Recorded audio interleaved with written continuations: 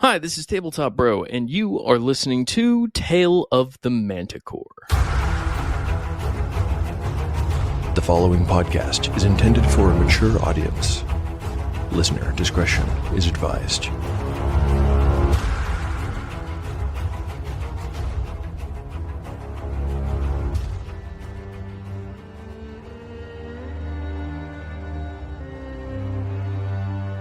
Welcome back to Tale of the Manticore, Season 2. Like the creature from which it takes its name, Tale of the Manticore is a mashup, a crossbreeding between two different species of storytelling. Here, you will find the unpredictability of old-school RPG paper and dice games with the storycraft of a dark fantasy novel. No character is sacred, and no character will be spared if the dice decide their fate is at hand. According to lore, the tail of a manticore is barbed with cruel iron spikes. There will be much pain in the days ahead.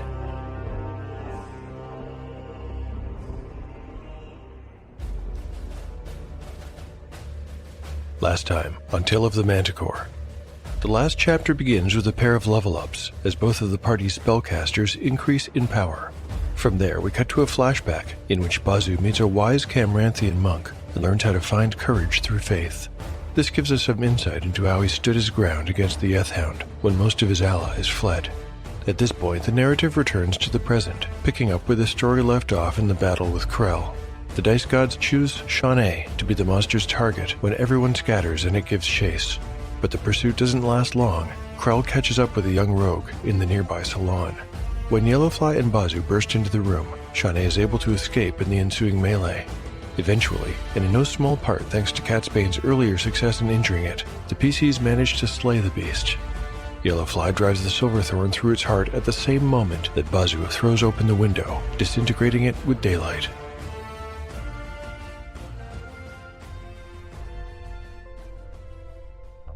Chapter 65, Part 1, Day 183, Late Morning. Jace, 45 of 45 hit points. Jace was not a coward. He had never been a coward. But when the monster roared, he had imagined himself eviscerated, just like that hunter he and Otwick had found on their way back from Wilmington when he was just 17 years old. But it had been more than just imagination. Somehow, he had known it would happen with absolute certainty, and so he had fled for his life. He remembered that he had gone up the stairs because they were the closest way out. Beyond that, it was hard to say for sure. There was a long hall that stretched straight ahead, and he had sprinted down its entire length, body pitched forward, with his arms and legs pumping faster than they had ever done before. It was too dark to see much of anything, but he had only cared about getting away. He knew he ran the full length of the hall because at the end of it, he slammed hard into a stone wall. When he recovered, he groped blindly to either side. To his left, the unyielding texture of wood, a closed door. To his right, empty space. He went right. Another hall, or so he thought. He kept his left hand touching the wall as he went. Here was another door, a double door to be precise. It felt cool to the touch. He did not open it but stumbled forward in utter darkness.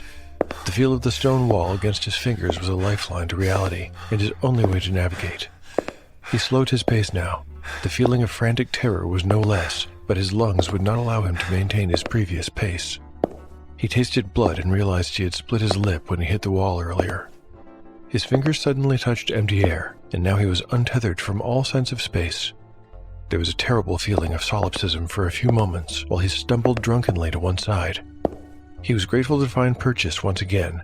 It was the outer lip of an archway, and probably a room beyond. There was a very bad smell here, but he stumbled in anyway. A few steps in, he tripped on a mass of something unyielding. Now he was on his knees. Jace waved his hands out in front of him. Nothing there. He put them on the floor and began to feel around. It was covered in things. His right hand grasped a shape that was both jagged and sharp, like a broken tree branch. His left found a lumpy pile of squishy wet rags. He moved his hand a little further, and his fingers sank into something jelly-like. He snatched the hand back. It stank of rot. Jace froze as, all at once, his rational mind returned to him and he realized from where he knew the smell. There was an abattoir a few blocks away from his parents' ironmonger shop. As a kid, he'd always avoided walking by it because it smelled so bad. On shaky legs, he stood up and backed slowly out of the room, with his gorge rising.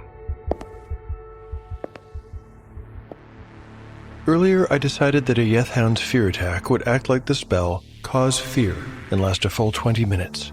I think for the sake of keeping the narrative moving, I'm going to rule that at the moment the monster was slain, the magical fear was dispelled. This means that shortly after Jace reaches his current location, the magic ends and he returns to normal. I wonder what kind of experience Catsbane had during this time. Let's turn the clock back a few minutes now and see what the young mage went through.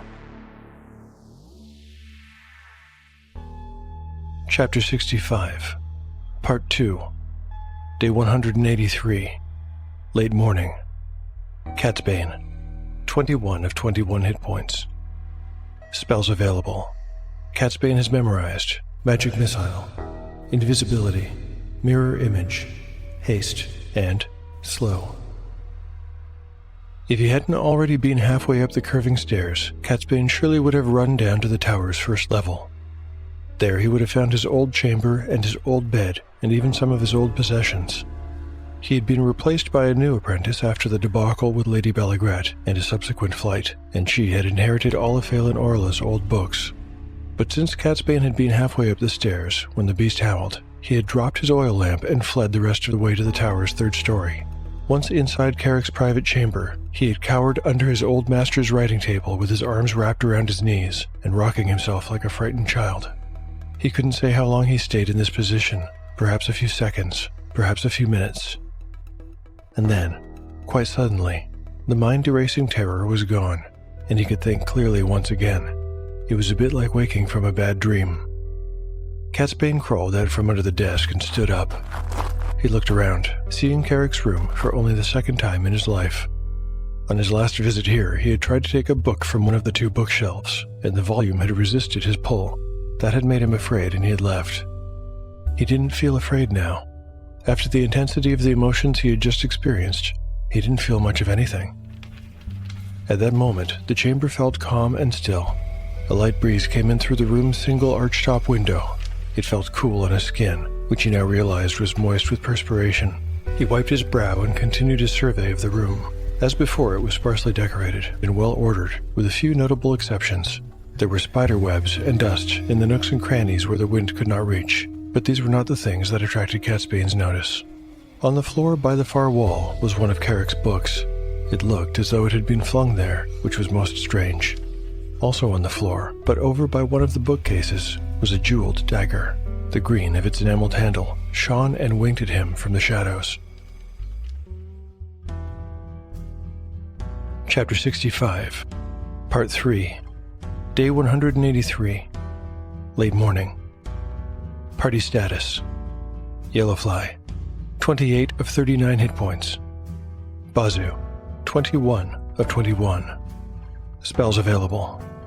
Bazu has prayed for Cure Light Wounds, ×2, Bless, and Silence, 15-foot radius. "You're hurt," said Bazu. He was right. There was blood seeping through the chinks in the sleeve of Yellowfly's scale mail shirt. "It's nothing," grunted the fighter. "Let's find Shawnee." At first, it seemed as though she were not there, but that would be impossible, for they had seen her run this way, and the room had no exits. It was a 30 by 40-foot rectangle, a third of which was taken up by an enormous canopy bed of white wood. Its mattress and sheets had been shredded and appeared blood-stained. There was also a wardrobe, smashed to tinder, and a side table, similarly destroyed. Rich clothing, fallen paintings, and other various art objects of different materials were strewn about the floor. Yellowfly analyzed the scene. This had probably been Culfrey's bedroom. He had heard that the homes of the wealthy sometimes had secret doors and passages in them. Perhaps this room had something like that. He was about to share this notion with Bazu when Shawnee's blonde head popped up from behind the bed, and her bright eyes locked with his. Slowly, the rest of her emerged, and she stepped out from hiding.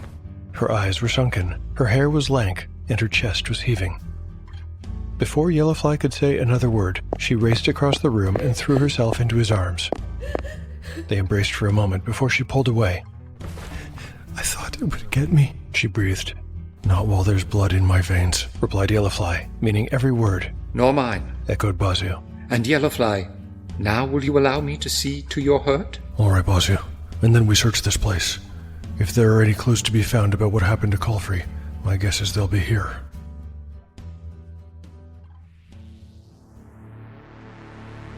At this time, I need to take a break from the narrative and roll the result of Bazu's Cure Light Wounds spell. Yellowfly will get a d6 plus 1 hit points restored. The roll is 4 plus 1 is 5. Yellowfly's current total goes up to 33 of a possible 39. Not bad.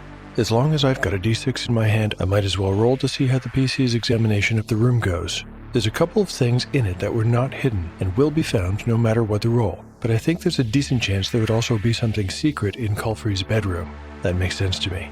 I'll roll a high-low on the d6. On a 1 to 3, there's nothing hidden here. On a 4 to 6, there is. The roll. A 2. Okay, it looks like there are no secret doors or concealed treasures in the room. But what about those items I mentioned earlier? One is a key ring with 3 iron keys. This belonged to Krell, not Culfrey, and the keys open the City Watchtower's main door, the captain's office door, and Whitestone Castle's dungeon. The other? Well, perhaps you've already guessed. It's Culfrey's sword, and it is a very special item because it is magical. Magical in what way? I have no idea. The blade is made from some dark bluish metal that even a smith would have trouble identifying. Beyond that, well, let's find out. At minimum, it is a short sword plus 1, but this is the sword of a king, passed down through generations. Might it have other special properties? Another high-low roll with my trusty d6. High means yes, it does. Rolling. A 4. That's great. Looks like I'll need to consult some kind of table to see what it does. The expert rulebook provides the magical sword generator, so I'm going to use that. This generator allows for the creation of intelligent swords, but I am going to omit that part. I don't think a talking sword works for me right now. Here's how my modified generator will work then. Step 1. The sword will have a special purpose if I roll a natural 20. Okay, here goes. 12. No special purpose. Now I skip past all the steps concerning intelligent swords and come to the sword's primary power. D percentile are used here. The roll. 51. Let's see, that's see invisible objects. The rules say this does not include secret doors. Fair enough, but I'm going to say it does detect invisible beings, not just objects. This makes a lot of sense for a king's sword. Who would need something to guard against invisible threats more than a king? The rules say that the holder needs to concentrate to use the power, but I'm overruling that. It works whenever the sword is drawn. Well, I'm really pleased so far, but I feel something is missing. Shouldn't there be a chance that the sword is actually better than plus 1? The rules don't seem to cover this. Maybe I just missed that part. Well, as usual, I'll make something up. On a d10, a 1 to 7 means the sword is indeed a plus 1. On an 8 or a 9, it's plus 2. On a 10, it's plus 3. Here comes the roll. A 5. It's plus 1, but I'm not disappointed in the least. This is a really cool weapon, and I think it deserves a name. In honor of one of my favorite OSR modules, I'm calling this sword the Sentinel, even if Shanae only ever calls it not at all a bad sword. Okay, with that done, I need to figure out how the narrative will proceed. I suspect that since there are no good clues to explain what happened to Culfrey to be found anywhere in the castle proper, and since there are no more dangers here for the PCs to overcome, that describing how the separated companions come together in narrative would be a tedious thing. Instead, I'll just hand-wave those minutes of wandering and calling out and say that everyone is able to retrace their steps to meet back in the library. As Bazu, Shanae, and Yellowfly pass back through the salon, Bazu notices something he had missed before. Aranessa's counterfeit holy symbol is on Culfrey's desk. Krell had been using it as a paperweight. After a moment of surprise, he recognizes it for the fraud it is. He knows the story of what it was made for from his companions, and tosses it back on the desk with a wry smile before following Yellowfly out.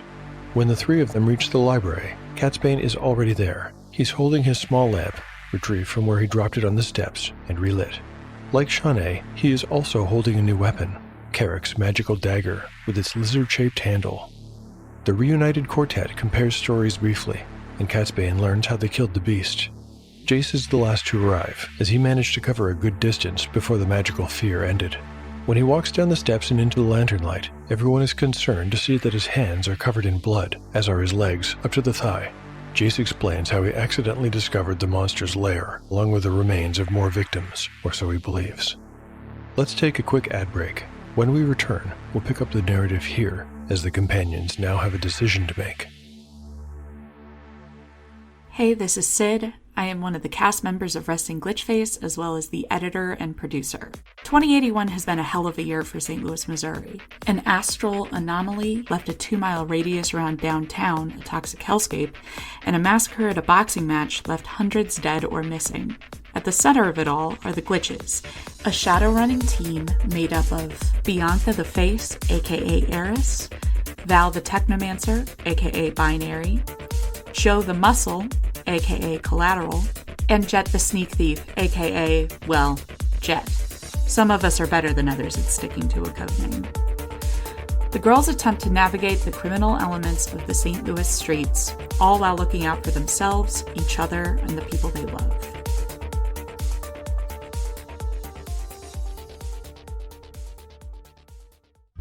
We should search this place from top to bottom, said Yellowfly. Jace shifted uncomfortably at that. He had no desire to return to where he had just been, or to see what he had put his hands in. It had been bad enough in the dark, so he nodded in vigorous agreement when Bazu countered. May we not search instead from bottom to top? I understand why we are here, but I must know the fate of Araness and of all my brothers and sisters. We should go directly to the dungeon, if you've no objection, Yellowfly. No, I have no objection, Bazu. Though I'd caution you to not let hope cloud your reason. You know what we're likely to find down there. Granted, Yellowfly, but I need to see it with my own eyes. Eventually, I should like to recover their bodies and return them to the church for a proper burial. Eventually, agreed Yellowfly. I haven't seen any stairs going down. It might take a while to find the dungeon, I suppose. Shawnee turned to him with a faraway look in her eyes. No, it won't. I know how to get there. With that, she walked back the way they had come. The others followed her out of the library, through the white and pink rooms, then down the stairs into the great hall, and east until they reached the door by which they had entered the castle. Eventually they came to the dark hallway through the arch that they had not taken when they arrived. Bazu suddenly remembered the furtive whisper that had passed between Yellowfly and Shawnee, and now he understood. Shawnee, if you would prefer to wait here... Don't be stupid, she snapped, with a little too much edge. Hand me that lantern. The cleric gave her the light, and Shawnee took the lead, walking past a closed door on their right, while muttering, "Small mess." The hallway took a 90-degree turn to the right, and then continued another 30 feet. It terminated at a heavy door banded with iron. Shawnee tried the handle. It was locked, as she'd expected, but one of the keys they had found in the king's bedchamber clicked loudly when they tried it, and the door opened on rusty hinges. Some part of her wished that none of the keys had worked. It felt wrong trying to break into a place she had so desperately wished to never see again. She squared her shoulders and passed through, holding her light in one hand and her new sword in the other. She entered another hall and looked down its familiar length. The last time she had passed through here, she had been jubilant. The time before that, on her way in, they'd had to drag her by the hair. Now, going back to Culfrey's prison, she felt a strange sensation, cousin to nostalgia, but there were feelings of dread and anger too. It was a complicated emotion. There was a door ahead and to the left that she knew belonged to the warden's office, and it was this room, with the exception of her own cell, that she remembered best of all. Dramatis Personae. Shawnee. 3 years ago. This was your third time here, Grunted the warden, marking something in his ledger. Let's make it your last, eh? No more fighting, and stay out of the merchants' district. The warden was a balding man of middle years. He had a long drooping mustache and no beard that Shawnee thought made him look ridiculous. Although she knew it was wiser to keep her mouth shut, she had mocked him about it in the past, and this had not endeared her to the man who now looked up at her, sour-faced. Here are your things. He picked a box up from the floor and fished out 3 items that constituted all of Shawnee's worldly possessions. They were a copper penny, a loaded die, and a pair of shabby leather shoes. He put them on the table and she snatched them up. Standing behind her was the man-at-arms who had collected her to be released. He cuffed her sharply across the back of the head and barked, "Wait on the warden's order, Piglet." Shawnee had wanted very badly to stamp on the man's foot. Instead, she bit her lip and held her tongue. Do you swear to Vessaluna and to your king to lead a life of peace and order from now on? His voice was mechanical. The warden had said these words so many times that they had lost all meaning. He had, in fact, said them to her twice before. She nodded and received another smack to the back of the head. "Speak up, Piglet," Instead of cannoning her elbow backward into the guard's stomach, as was her inclination, she managed a relatively loud, "I do so swear," through gritted teeth. Goddess help you. Sighed the warden, shaking his head slightly from side to side. Well, make your mark. He pushed his ledger over to her along with a piece of charcoal. The guard behind her chuckled when, after a few seconds of inaction, it became apparent that she couldn't read. Right here. Said the warden, sighing again. Shawnee drew an X in the spot indicated. Behind her and over her shoulder came the guard's mocking tone once again. "Look at that. I didn't know pigs could write." The warden didn't laugh, but the guard guffawed at his own joke. Shawnee felt her cheeks go hot with humiliation. Get her out of here. Said the warden, irritated. And you. It costs the king more money than you're worth to keep you fed. Don't come back, or I'll make sure you find out what's below the common cells. Shawnee didn't know why she did it. Maybe it was because she was powerless to hurt the guard who had shamed her. He wore steel boots and a heavy chain hauberk. But whatever the reason, she suddenly found herself flinging her copper penny into the warden's face and shouting, "Here's for my rent!" The coin bounced off the man's cheek, and although his brow furrowed in ire, he did not move. Instead, in a very slow and heavy voice, he said, Throw her back with the others for another month.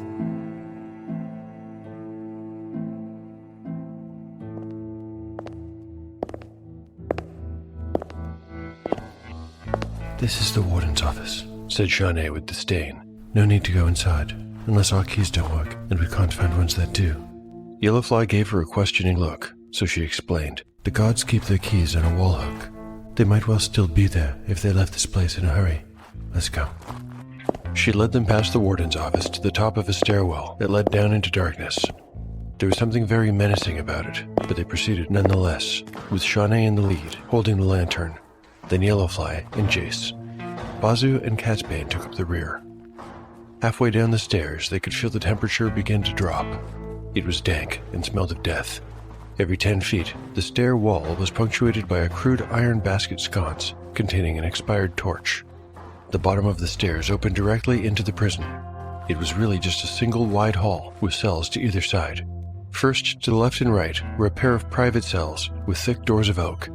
Beyond that, Shawnee knew, were the common cells, each one a rectangle of 20 by 40 feet that mirrored each other. These had no doors, but were separated from the thoroughfare by a wall of iron bars. At the far end of the prison were 2 more private cells, much like the others, but with bars like the common pens, not doors. "As I thought," said Shawnee. She had been the first to reach the prison floor, and thus the first to find the loop of keys hanging from a hook on the wall directly over a crude 3-legged stool. She remembered that there would typically be a single guard on duty in the dungeon, and that they would move the stool to keep watch from the far side in the summer months, in order to keep cool. In winter, that end became uncomfortably cold, so they moved the stool to the other side, right by the stairs. There was no guard here now. In fact, the place was still and silent, save for the squeaking of rats. Shawnee set her lantern on the stool while Jace plucked a torch from the wall. He lit it from the lantern's flame, and Catsbane did the same with another torch and his own small lamp. Soon they could see about halfway across the dungeon. Despite telling herself that she was not bothered to be back, Shawnee found that her heart was in her throat, and she almost choked on her words when, to nobody in particular, she tried to joke, "My home away from home." Shawnee, why don't you stay here and guard the stairs? This time the young thief gave Bazoo a look of gratitude and did not protest. It fell to the other 4 to search the place, lighting more torches as they went. Their survey did not take long. All of the cells contained corpses. About half had been horribly mutilated. Many of those that still had faces were, despite having been withered by months of terror and starvation, known to Bazoo and Catsbane. Had she participated in the search, Shawnee would have recognized all of them from her time in the church's dormitory, for it soon became apparent that the only prisoners that had not been savaged were female. They searched the private cells closest to the stairs last. One of them was empty. The final cell held the body of Araness. She had died of starvation, it appeared, and in a most peculiar position. The High Priestess was on her back, with her legs straight out and one arm folded across her breast. That hand had the thumb and pinky tucked in, and 3 fingers showing. The other arm, and this was odder still, was raised straight above her head. The hand had 1 finger out and the rest curled in. Upon seeing her, everyone immediately had the same thought. She was pointing at something.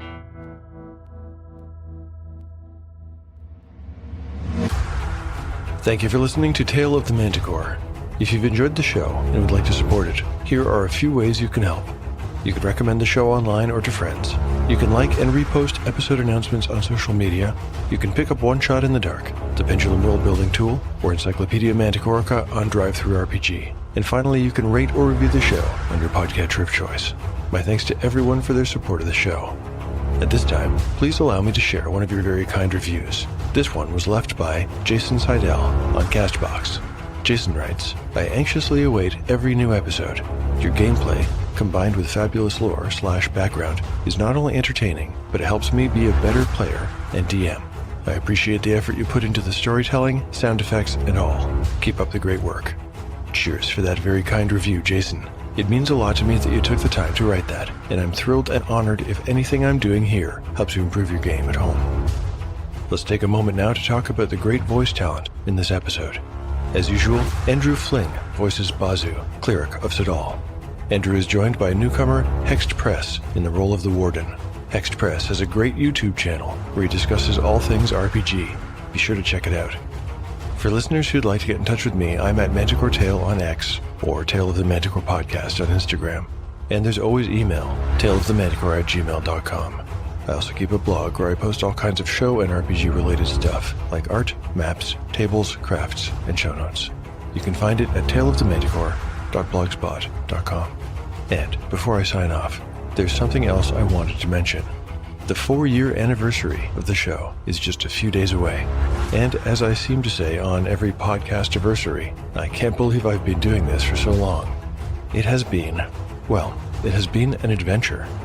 In the past, I've done a Tale of the Manticore by the Numbers section here, but this time around I thought I'd take a more casual approach and just talk a bit about some of the highlights of the past year, which was another year of firsts. I was invited to my first ever convention in autumn of 2023, thanks to the Dungeon Minister for throwing such a great party. I was given my own booth, another first, at Comic-Con in Toronto in March of 2024. Between those two events, Tale of the Manticore surpassed the 500,000 downloads mark. That was a real watershed moment for me. What else? I became a featured artist on RPG Match, and I even started to work on a novelization of Season 1 that I'm hoping to release sometime in the not-too-distant future. Although, I'll be honest, it turns out it's more work than I had expected. I've been constantly surprised by the success of the supplements I've put out. The Pendulum World Building tool, which is my most recent supplement, has already achieved silver status on DriveThruRPG, whereas Encyclopedia Manticorica and One Shot in the Dark are both one step better in the Electrum status, and One Shot in the Dark is not so far from going gold, which blows my mind. I know that many of you have picked up those supplements specifically as a way to show support for Tale of the Manticore, and I want to say thanks to everyone who has done that. Much, much appreciated. Finally, in my personal life, I took early retirement from my career as a high school English teacher. I might miss the income, but I don't miss the stress. Honestly, I don't know how I had time to get anything done before. Overall, I wanted to say that I feel very grateful to all of you, Tale of the Manticore's listeners and supporters, for allowing me to have and express my creative voice. It's a privilege to be able to make art. You know, Season 2 is not too far from ending at this point. It will likely wrap this summer. It's hard to say exactly since I don't really know what's going to happen next, but it does feel like we're playing through the final module, so to speak. What's going to happen after that? I have some things in the works which are, at this point, half-baked, so I won't talk about those. I have a bunch of cool ideas I hope to make happen, and, well, probably a certain amount of random chaos too. But I suppose that's not only fitting for this show, but it also leads me to my sign-off. Thank you for another year at the mic, and the story will continue on the next episode of Tale of the Manticore, the story where chaos rolls.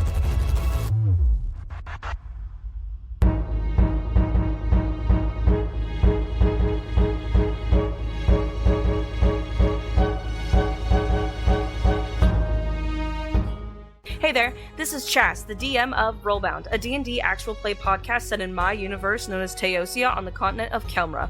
Follow a narrative, character-driven story centered around a group of characters known as the Silver Lining in our second campaign, Unfettered Epic. Find joy, laughter, and a little bit of ridiculousness every Monday on YouTube and Spotify. Be sure to check out our Twitter, @RollboundPC, for our Discord server and updates on our own unique TTRPG system, Dreams of Teosia. No, walk back, come back. You need to see this. This could be the most glorious thing you've seen all day.